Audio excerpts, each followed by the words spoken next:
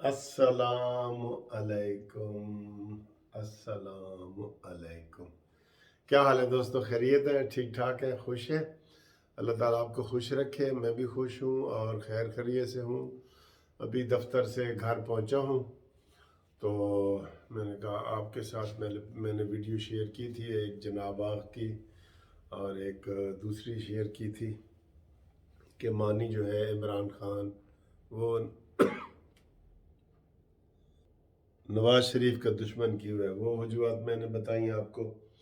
दोस्तों बात यह है कि अभी जो बिल्कुल ताज़ा तरीन आपको ख़बर दें, जो ख़बर वो ये है कि जनाब नवाज शरीफ की नाअहली के ख़िलाफ़ सुप्रीम कोर्ट में सुप्रीम कोर्ट बार एसोसिएशन ने दरख्वास्त दायर कर दी है।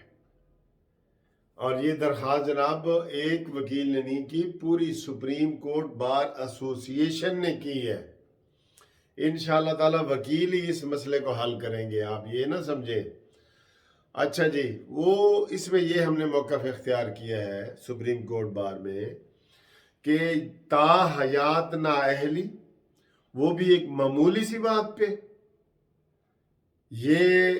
ये जो है ना बहुत बड़ा जुर्म नहीं है जितना वो कर रहे हैं। ताहयात तो नाअहली हर किसी चीज़ में भी नहीं होती, और कितने बड़े बड़े लोग जो है ना इतने कत्ल कर देते हैं, उसमें ताहयात नहीं होता। ताहयात नाअहली, और फिर आगे कोई अपील का हक नहीं है। सुप्रीम कोर्ट ने साकिब निसार ने ये फैसला दिया था ना, बस वो फाइनल है जी, उसके ऊपर कोई हक ही नहीं है, अपील का हक नहीं है। ये बुनियादी इंसानी हकूक के खिलाफ है, ये चीज़ उसमें बयान की गई है। एक आदमी को सेशन जज फांसी देता है, फांसी की सज़ा देता है, वो आगे हाई कोर्ट आता है, हाई कोर्ट उसको सज़ा देता है, वो सुप्रीम कोर्ट आता है, उसके पास यानी कि दो रास्ते होते हैं बड़े से बड़े जुर्म में। आम हालात में तीन होते हैं, सिविल जज, फिर सेशन जज, फिर हाई कोर्ट, फिर सुप्रीम कोर्ट। ठीक है जी। इस तरीके से इस जो ताहयात नाअहली वाला साकिब नासूर ने ये फैसला दिया था, वो उसने कोई अपील का हक ही नहीं दिया, यानी कि वो फाइनल है। और वो भी ऐसा शख्स जिसने एक जो सबसे बुरा सियासतदान था उसको सियासत सादिक और अमीन बना दिया, जो पाकिस्तान का मुखलिस था उसको ताहयात उसके ऊपर पाबंदी लगा दी और उसकी कोई अपील नहीं है। इसी नुक्ते की वजाहत के लिए सुप्रीम कोर्ट बार एसोसिएशन ने, कोई उसमें ये नहीं कि नवाज शरीफ सजा याफ्ता है या जहांगीर तरीन है, कोई भी हो, supreme court bar association, Pakistan bar council, Punjab bar council और बार कौंसिलें, हाई कोर्ट बार एसोसिएशन, ऐसे मसलों पे जहां इंसानी हकूक की पामाली हो वहां ये हम आवाज़ें उठाते रहे हैं। आज वो केस इस्लामाबाद में सुप्रीम कोर्ट में दायर कर दिया गया है। अब वो उम्मीद है कि मंडे या ट्यूसडे को लगेगा और उसके ऊपर बहस होगी और उसके ऊपर सारे दलाइल होंगे। इसमें 5 जज थे जब ये फैसला हुआ साकिब निसार की निगरानी में। उसमें अताब बंदयाल साहब थे जो मौजूदा चीफ जस्टिस के नामिनेट हो गए हैं, एजाजुल हसन साहब थे, सज्जाद साहब थे और ये साकिब निसार थे, ये वाले लोग थे। अब बात ये है कि जो वजारत कानून है वो उसको इतराज है जी। मुझे आज तक बताएं कभी वजारत कानून ने किसी कानूनी मसले में मुदाखलत की हो?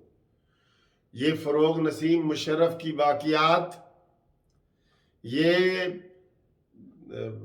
मैं आपको क्या बताऊं, वकीलों के दुश्मन जिन्होंने वकीलों को जिंदा जलाया था एमक्यूएम वाले, ये जो फरोग नसीम एंड कंपनी है, ये अभी से केस दायर हुए और आज ही लिखा हुआ है जी वजारत कानून ने जनाब इसकी मुखालफत कर दी।